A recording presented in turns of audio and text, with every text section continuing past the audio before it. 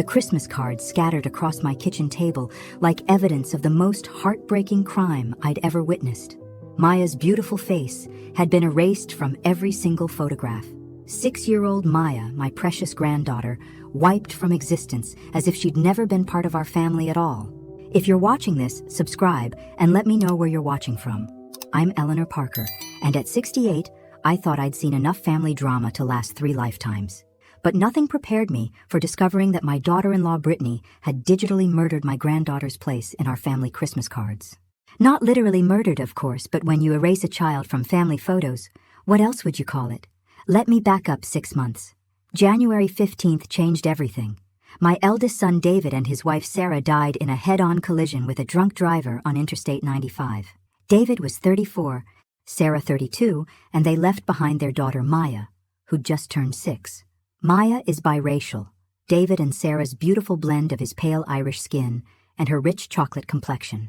When Child Services called asking if I could take custody, I didn't hesitate. "Of course," I said, my voice breaking. "She's my granddaughter." Maya arrived at my house 3 days later, carrying a small pink suitcase and her favorite stuffed elephant, Mr. Peanuts. She hadn't spoken since the accident. My younger son Mark and his wife Brittany lived just 2 miles away with their children, Connor and Lily, ages 10 and 8. I assumed they'd welcome Maya with open arms. After all, we were family, right? That's what families do. They rally around each other during tragedies. I was wrong about everything. The first sign came during Maya's first family dinner at Mark and Brittany's house. As we sat around their pristine dining room table, Brittany kept steering the conversation away from Maya, as if the child were invisible. When Maya accidentally knocked over her water glass, Brittany's smile tightened into something sharp and cold. "Accidents happen," I said quickly, helping Maya clean up. "Yes," Brittany agreed, her voice honeyed, but her eyes ice-cold. "They certainly do." Mark remained silent, cutting his steak with surgical precision, avoiding eye contact with everyone. Connor and Lily, normally chatty children, seemed unusually quiet around their new cousin. The whole evening felt like walking through a minefield where one wrong step would cause an explosion. That night, Maya climbed into my bed, something she'd been doing since arriving. "Grandma Ellie," she whispered, using the nickname she'd given me. "Why doesn't Aunt Brittany like me?" My heart broke into 1,000 pieces. How do you explain racism to a 6-year-old who's already lost everything? How do you tell a child that some people judge others by the color of their skin? I held her close, breathing in the scent of her strawberry shampoo. "Some people have small hearts, sweetheart," I said carefully. "But my heart is big enough for all the love you need." She nodded against my chest, and I felt her tears soaking through my nightgown. In that moment, I made a silent promise to protect this precious child from anyone who tried to make her feel less than the miracle she was. But I had no idea what was coming. The next few months tested every ounce of patience I possessed. Brittany's passive aggression toward Maya became increasingly obvious, though she maintained plausible deniability whenever Mark was around. She'd forget to include Maya in family group texts about pool parties or movie nights. When I'd show up with Maya anyway, Brittany would feign surprise. "Oh, I didn't realize you were bringing her," she'd say, emphasis on her, like Maya was a stray dog I'd picked up. Mark worked long hours at his accounting firm, conveniently missing most of these interactions. When I tried to discuss Brittany's behavior with him, he'd wave me off with practiced dismissal. "Mom, you're being oversensitive," he'd say. "Brittany's adjusting to having another child around. Give her time." Time. As if basic human decency required an adjustment period. Maya, meanwhile, was slowly coming back to life. She'd started speaking again in July, began kindergarten in September, and even made a best friend named Emma who lived down the street. Watching her giggle during their playdates reminded me that children are incredibly resilient when they feel safe and loved. But Brittany's coldness continued. During Connor's birthday party in October, she seated Maya at the kids' table while placing Connor and Lily with the adults. When Maya asked why she couldn't sit with her cousins, Brittany said the kids' table was more fun anyway. The lie slid off her tongue so smoothly, I almost believed it myself. Almost. I started documenting these incidents in a small notebook. Not sure why, but following some instinct that told me I'd need evidence eventually. Each entry felt like gathering ammunition for a war I didn't want to fight, but sensed was inevitable. November brought the Christmas photo session. Brittany had booked us all at Morrison Photography, the same studio that had captured our family memories for the past 5 years.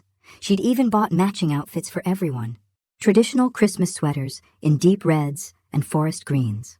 Maya needs to match too, I insisted, when Brittany showed me the coordinated outfits she'd selected for everyone except my granddaughter. Of course, Brittany smiled that sharp smile. I just wasn't sure about her size. She produced a sweater for Maya, clearly purchased as an afterthought. It was the right size but the wrong shade of red, making Maya stand out like a deliberately mismatched puzzle piece. Still, Maya was thrilled to be included, twirling in front of my mirror with pure joy. The photo session itself went smoothly.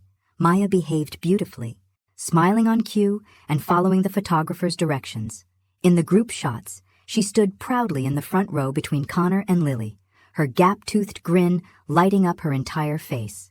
Mr. Morrison, the photographer, commented on what a beautiful family we made. "That little one has such expressive eyes," he said, pointing to Maya. "She's going to be a heartbreaker when she grows up." Brittany's smile never wavered, but I caught the flash of something dark in her eyes, something that made my stomach clench with foreboding. But I dismissed it. We were family, after all. Surely even Brittany wouldn't cross certain lines. I was wrong again. December 15th arrived gray and bitter, matching my mood as I sorted through the day's mail.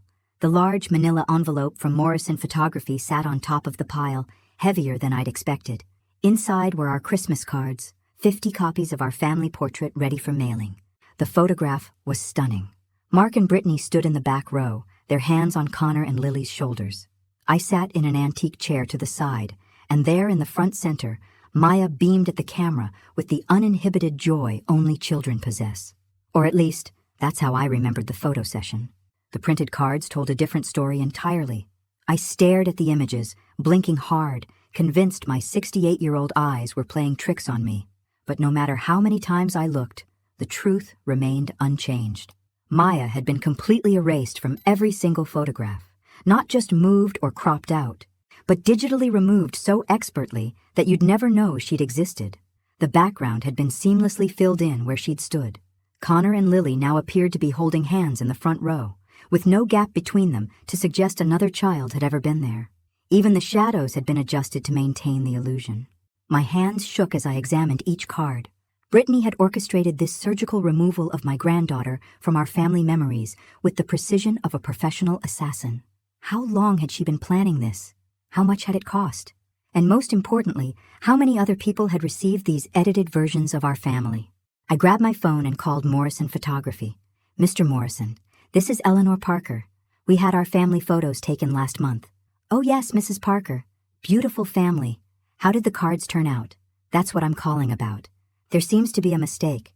My granddaughter Maya is missing from all the photos." Silence stretched across the line. Then, carefully, "Mrs. Parker, I think you need to speak with your daughter-in-law. She requested those specific edits when she picked up the photos. She said there'd been a family disagreement and asked us to remove the little girl from the final prints." A family disagreement. That's how Brittany had characterized the systematic exclusion of a 6-year-old orphan from her own family's Christmas cards. "Did she pay extra for this editing?" I asked, my voice barely controlled. "Yes, ma'am. Digital retouching runs about $300 for that level of work." $300. Brittany had spent $300 to erase Maya from existence. That kind of hatred doesn't happen overnight. It festers and grows until it becomes an obsession. I hung up and sat in my kitchen, surrounded by evidence of the most calculated cruelty I'd ever witnessed. 50 Christmas cards announcing to the world that Maya Parker didn't exist, had never existed, would never be acknowledged as part of our family. The front door burst open, and Maya bounded in from her after-school program, cheeks red from the December cold. "Grandma Ellie, Emma's mom says we can have a sleepover this weekend if it's okay with you." She stopped short when she saw the cards scattered across the table. Her eyes widened as she took in the images, her young mind struggling to process what she was seeing. "Grandma," she whispered, picking up one of the cards with trembling fingers. "Where am I?" The question hung in the air like smoke from a house fire, toxic and suffocating. Maya stood beside my kitchen table, holding our family Christmas card, her 6-year-old mind trying to make sense of her own disappearance.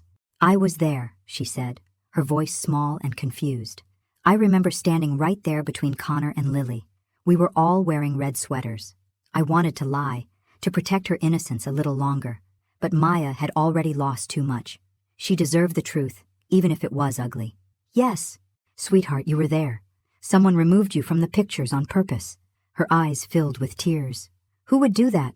Why don't they want me in the family pictures? The raw pain in her voice nearly broke me. How do you explain evil to a child? How do you tell them that someone who should love them chose hatred instead? Some people are scared of differences, I said carefully, pulling her onto my lap. Your Aunt Brittany is one of those people, but that says nothing about you and everything about her. Maya studied the card again, tracing the empty space where she should have been.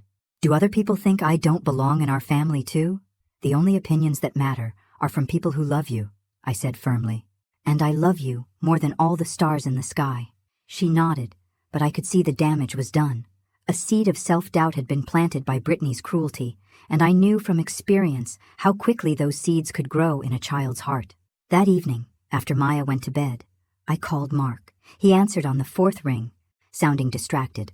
Mom, I'm in the middle of something. Can this wait? No, it cannot wait. We need to talk about the Christmas cards. Silence. Then, warily, what about them? Don't play dumb with me, Mark. Your wife paid $300 to have Maya digitally removed from our family photos. Your daughter, my granddaughter, has been erased from existence. Another pause. Mom, I'm sure there's a reasonable explanation. The reasonable explanation is that your wife is a racist who can't stand having a biracial child in her perfect white family portrait. You're being dramatic. Those 4 words ignited something dangerous inside me. Dramatic. The same dismissive term he'd used every time I tried to discuss Brittany's treatment of Maya. The same word men had been using to silence women's legitimate concerns for decades. Mark James Parker, I said, using his full name like I had when he was 10 years old and tracking mud through my clean kitchen. I am not being dramatic. I am being factual. Your wife committed an act of psychological violence against a 6-year-old orphan, and you're going to defend her? It's complicated, Mom. Brittany's been under a lot of stress. We've all been under stress. I lost my eldest son. Maya lost both parents. But you don't see us taking it out on innocent children. I could hear him breathing on the other end. Could practically see him running his hands through his hair the way he did when cornered. What do you want me to do? He asked finally. I want you to be a man and stand up to your wife. I want you to demand she apologize to Maya and order corrected Christmas cards that include your niece. I'll talk to her. You'll do more than talk. Mark, you'll act. Because if you don't, I will. 2 days passed without a word from Mark or Brittany. Not a phone call, not a text. Not even the courtesy of acknowledging they'd received my ultimatum. Their silence spoke volumes about where their loyalties lay, and it wasn't with Maya. I spent those 2 days formulating a plan. At 68, I'd learned that sometimes the only way to deal with bullies is to become something they fear more than their own hatred. Brittany wanted to play games with our family? Fine. But she was about to discover that I'd been playing family politics since before she was born. On Thursday morning, I drove to Morrison Photography and requested copies of the original, unedited photographs. Mr. Morrison, clearly uncomfortable with the situation, printed them immediately. Mrs. Parker, he said as he handed me the envelope, I want you to know that in 30 years of family photography, I've never had a request like this. It troubled me deeply. As it should, I replied. Thank you for your honesty and your help. My next stop was FedEx office, where I had the original photos blown up to poster size. The young man behind the counter, probably no older than Maya's father had been, looked at the images with genuine admiration. Beautiful family, he commented as he processed my order. That little girl in front has such a sweet smile. Yes, I agreed, my voice tight with emotion. She does. That afternoon, Maya came home from school quieter than usual. She'd started asking questions about the Christmas cards, wanting to know if we were still sending them to relatives. I'd deflected as best I could, but children have a way of sensing when adults are keeping secrets. Grandma Ellie, she said while we decorated sugar cookies, are we having Christmas dinner at Uncle Mark's house this year? The annual Christmas dinner.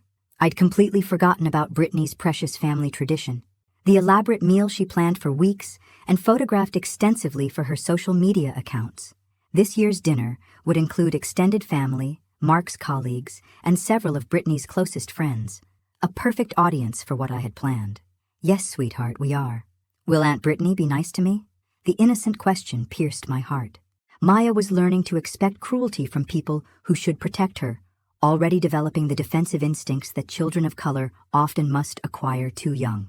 "I can't control how Aunt Brittany acts," I said carefully, "but I can promise you that Grandma Ellie will always stand up for you." She nodded solemnly, her small fingers working carefully to place chocolate chips on her cookie. Such a serious expression for such a young face. Friday evening, Mark finally called. "Mom, Brittany and I have discussed the situation." "Have you now?" "She feels terrible about the misunderstanding with the photos. It was never her intention to hurt Maya's feelings." Misunderstanding. As if accidentally ordering a child's digital execution could happen by mistake. What exactly does she intend to do to fix this misunderstanding? Well, it's too late to order new cards this year, but next year she promises to be more careful about the photo selection process. More careful. As if the problem had been carelessness rather than calculated malice. That's not acceptable, Mark. "Mom, be reasonable. The holidays are stressful enough without creating unnecessary drama." There was that word again. Drama. As if protecting my granddaughter's dignity was some kind of theatrical performance rather than basic human decency. "You're right," I said finally. "The holidays are stressful, but don't worry about creating unnecessary drama, son. I'll handle that part myself." Christmas morning dawned crisp and bright, with that particular quality of light that makes everything look like it's been dusted with diamonds. Maya woke up at 6:30, bouncing into my bedroom with the infectious excitement only children possess on Christmas Day. "Santa came! Santa came!" He ate the cookies and left a note. I smiled, remembering how I'd carefully nibbled the edges of the sugar cookies we'd left out and written a thank you note in my best Santa handwriting. Maya had been worried that Santa might not know her new address, a concern that had broken my heart all over again. We spent the morning in our pajamas, opening presents and drinking hot chocolate with way too many marshmallows. Maya loved everything, from the art supplies to the new winter coat to the chapter books I hoped would fuel her love of reading. But her favorite gift was a silver locket with space for 2 photos. "It's for pictures of Mommy and Daddy," I explained, helping her clasp it around her neck, "so they can always be close to your heart." She touched the locket gently, her eyes bright with tears and joy. "Thank you, Grandma Ellie. It's perfect." At 2:00, we arrived at Mark and Brittany's house for Christmas dinner. Their home looked like something from a magazine spread, with perfectly coordinated decorations and a dining room table that could have been featured in better homes and gardens. Brittany had outdone herself this year, probably because she had an audience to impress. The guest list included Mark's business partner Robert and his wife Linda, Brittany's sister Jennifer and her husband Tom, plus their teenage daughter Ashley. Mark's colleague Dave and his new girlfriend Christine rounded out the group. All white, all upper middle class, all exactly the kind of people Brittany wanted to associate with. Maya looked beautiful in the red velvet dress I'd bought her, her hair styled in neat braids with matching ribbons. She greeted everyone politely, her manners impeccable despite her young age. But I noticed how Brittany's friends barely acknowledged her, their eyes sliding past her as if she were invisible, just like in the photographs. Dinner conversation flowed around topics I'd heard 1,000 times before. Property values, vacation plans, children's achievements, work promotions. Maya sat quietly beside me, occasionally adding a comment when directly addressed but mostly just observing. She was learning to read social cues, understanding instinctively that she wasn't truly welcome in this gleaming world of Brittany's creation. After the main course, as Brittany served her famous tiramisu, Robert's wife Linda mentioned Christmas cards. "Brittany, your family photo was absolutely gorgeous this year," she gushed. "Such a perfect representation of your beautiful family." Brittany beamed, accepting the compliment as if she'd personally arranged everyone's genetics. "Thank you, Linda. Morrison Photography always does such excellent work." Maya looked up at me, confusion clouding her features. I squeezed her hand under the table, offering what comfort I could. But the moment was coming, and we both knew it. "Did everyone get their cards?" Brittany asked the table. "I sent them out to about 60 families this year." 60 families. 60 copies of Maya's erasure had been distributed throughout their social circle, announcing to the world that my granddaughter didn't exist. "They were beautiful," Jennifer agreed. "Connor and Lily looked so grown up." No mention of Maya. Not from anyone. As if the child sitting right there at the table was a ghost that only I could see. That's when I stood up, walked to the hall closet where I'd hidden my surprise, and returned with a large wrapped package. "Brittany, I announced, my voice carrying clearly through the suddenly quiet dining room. "I have a Christmas gift for you." She looked pleased, but puzzled as I placed the package in front of her. "Eleanor? You didn't need to bring me anything." "Oh, but I did," I smiled, my voice warm as honey and twice as deadly. "This is something I think everyone should see." Brittany's manicured fingers worked carefully at the wrapping paper, her audience watching with polite interest. The dining room had gone quiet, except for the soft classical music playing in the background and the gentle scrape of dessert forks against china. "Eleanor, this is so thoughtful," Brittany murmured, though I caught the slight tension in her voice. She could sense something was different about me tonight, some shift in the family dynamics that set her predatory instincts on high alert. The wrapping fell away to reveal a large picture frame, face down. Brittany lifted it, turned it over, and froze. Her face went from Christmas morning pink to ash gray in the span of a heartbeat. The frame contained 2 photographs side by side. On the left, the original Morrison photography family portrait with Maya standing proudly in the front row, her gap-toothed grin lighting up the entire image. On the right, the digitally altered version Brittany had distributed, with Maya erased so completely that she might never have existed.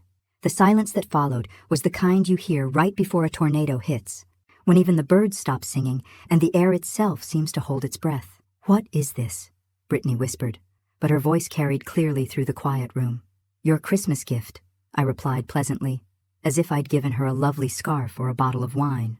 I thought everyone should see both versions of our family Christmas card. "The real one, and the one you edited." Robert's wife Linda leaned forward, squinting at the frame. "I don't understand. What's the difference?" "Look closely at the front row," I suggested helpfully. "In the original photo, you'll see my granddaughter Maya standing between Connor and Lily. In the version Brittany sent out, Maya has been digitally removed." The reaction was immediate and devastating. Linda gasped audibly. Jennifer's mouth fell open. Dave's girlfriend Christine actually pushed back from the table as if the frame contained something contagious. Mark had gone completely still, his fork suspended halfway to his mouth, tiramisu dripping onto his plate. "Mom, what are you doing?" "I'm giving your wife exactly what she wanted for Christmas," I said calmly. "Public recognition for her artistic skills. Did you know she paid $300 to have Maya professionally erased from our family photos?" Brittany finally found her voice. "This is taken completely out of context. You don't understand the full situation." "Then please," I gestured graciously, "help us all understand. Explain to our guests why you spent $300 to remove a 6-year-old orphan from her own family's Christmas cards." All eyes turned to Brittany, who looked like a deer caught in headlights. Her carefully cultivated image as the perfect hostess, the devoted mother, the loving daughter-in-law, was crumbling in real time. She started, then stopped. There were technical issues with the lighting. The shadows were what? "Brittany?" I pressed gently. "Wrong color?" The accusation hung in the air like a blade. Everyone at the table understood exactly what I was implying, and Brittany's inability to deny it spoke volumes. Maya, who had been watching this exchange with wide eyes, suddenly spoke up in her clear, innocent voice. "Aunt Brittany, why did you take me out of the picture? Did I do something wrong?" The question from Maya was like a match dropped into gasoline. Brittany's face crumpled, and for a moment I almost felt sorry for her. Almost. "Sweetheart, it wasn't..." Brittany started, then stopped, realizing that any explanation would only dig her grave deeper. Jennifer, Brittany's sister, broke the silence first. "Britt, please tell me this isn't what it looks like." But it was exactly what it looked like, and everyone knew it. Robert cleared his throat uncomfortably. "Perhaps Linda and I should head home. It's getting late." "No," I said firmly, surprising myself with the authority in my voice. "Please stay. This conversation is long overdue, and Maya deserves to have witnesses when her family finally tells the truth about how she's been treated." Dave's girlfriend Christine, who worked in social media marketing, studied the photographs with professional interest. "This level of digital editing isn't cheap or easy. This was deliberate and sophisticated work." Mark finally found his voice. "Brittany, what were you thinking?" "I was thinking about our family's image," Brittany snapped, her composure finally cracking completely. "I was thinking about how people perceive us, about the children's futures, about property values and social standing, and all the things you're apparently too naive to consider." The words spilled out like poison from a broken bottle. Do you have any idea what it's like having people ask questions? Having to explain why she looks so different from the rest of us? Having people assume things about our family? Ashley, Jennifer's teenage daughter, looked appalled. Aunt Brittany, she's just a little kid. She lost her parents. And that's tragic, Brittany continued, her voice rising. But it doesn't mean we have to sacrifice our entire family's reputation for political correctness. The mask was completely off now. This was the real Brittany, the woman who smiled sweetly while harboring venomous thoughts about a 6-year-old child whose only crime was existing while black in her white family.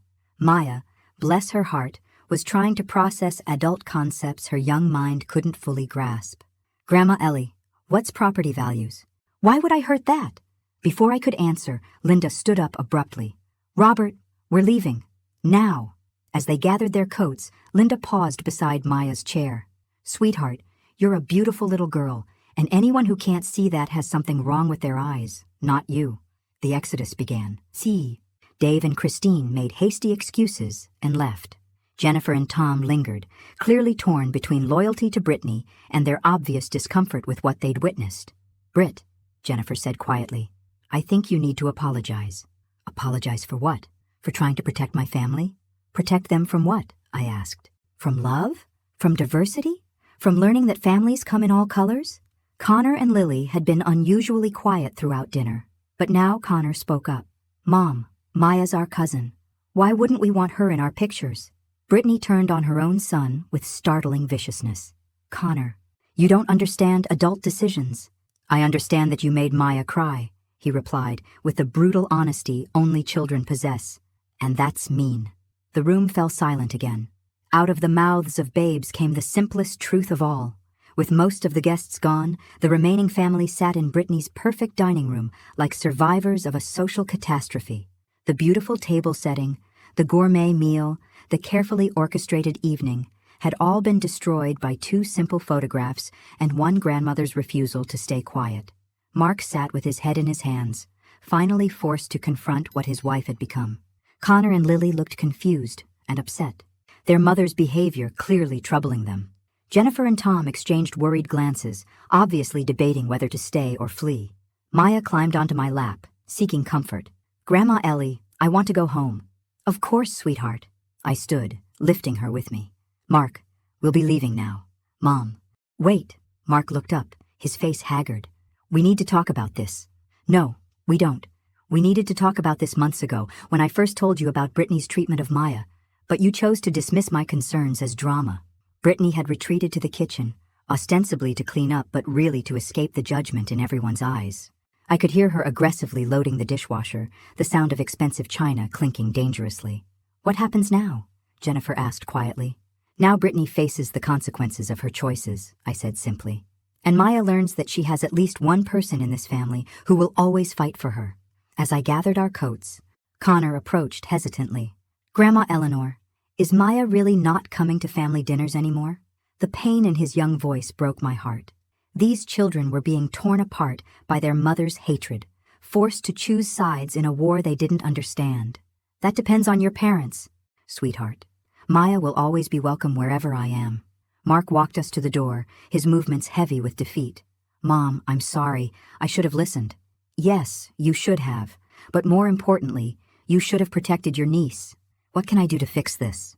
I paused, considering. Mark looked genuinely remorseful. But remorse without action was just another form of cowardice. First, you can demand that Brittany get counseling for her obvious racism. Second, you can order new Christmas cards with Maya included and send them to everyone who received the edited versions. Third, you can have a serious conversation with Connor and Lily about family values and acceptance. And if Brittany refuses? I looked at my younger son, this man I'd raised to be better than this, and felt a deep sadness for what he'd allowed himself to become. Then you'll have to decide what kind of man you want to be, Mark, and what kind of father.